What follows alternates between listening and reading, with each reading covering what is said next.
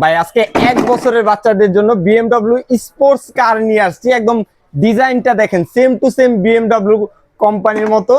আর এখানে কিন্তু দোনোটা দরজা আপনার খুলবে।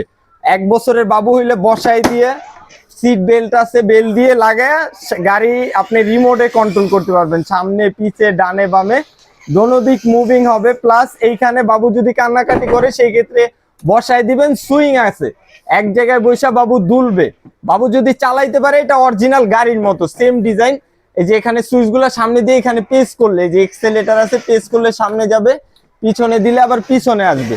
সামনে কিন্তু অনেক সুন্দর এলইডি লাইট আছে, গান বাজনা মিউজিক এখানে সবকিছু দেওয়া আছে, একদম রিয়েল কারের মতো।